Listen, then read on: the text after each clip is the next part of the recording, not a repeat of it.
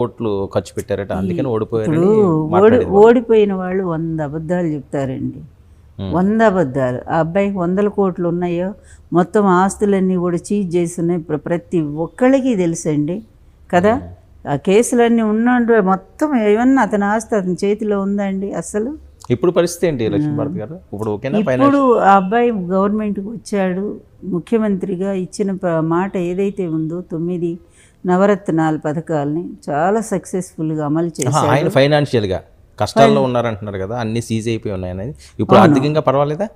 ఏమి లేదండి. అతను ఇప్పటికేం లేదు. ఎక్కడన్నా కరప్షన్ అనే మాట ఎక్కడైనా ఆంధ్రప్రదేశ్లో ఎవరైనా సరే, ఇప్పుడు చంద్రబాబుకు 100 మేము చూపిస్తూ ఉన్నాము.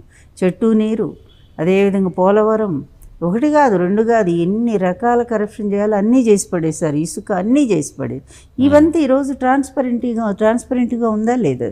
ఇసుక సెంట్రల్ కంపెనీకి ఇచ్చారు, సెంట్రల్ గవర్నమెంట్ సంబంధించిన సంస్థకి ఇచ్చారు.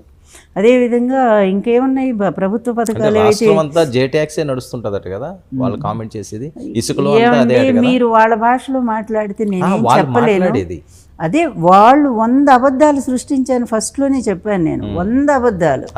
ఈ ఒక్కటి నిజమని ఏదైనా ప్రూవ్ చేసి, మేము అడుగుతుంది ఒక్కటే, మీరు ఇన్ని మాట్లాడుతున్నారు, ఒక్క చోట ఇదిగో ఇది దొరికింది ఆధారం అని చెప్పండి.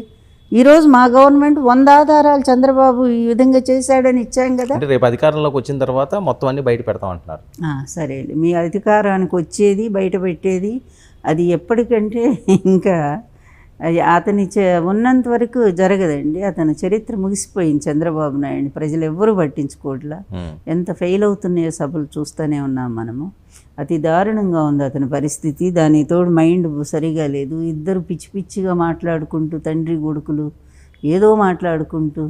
నిన్న కూడా అతను ఏమంటాడండి, కొడుకు ఈ దేశానికి స్వాతంత్ర్యం తెచ్చింది మా తాత ఎన్టీ రామారావు. ఏం మాట్లాడండి ఇవి? ఇలాంటి పిచ్చివాడిని ఎవరైనా నాయకులు ఎన్నుకుంటారా?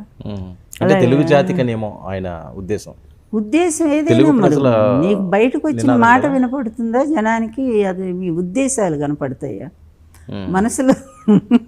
మీ ఉద్దేశానికి దానికి ఏమైనా స్కాన్ చేసి చూడాలా? బ్రెయిన్ స్కాన్ చేసి దాంట్లో ఇది ఉందిలే పాపం అని అనుకోవాలా? చెక్ పాయింట్లో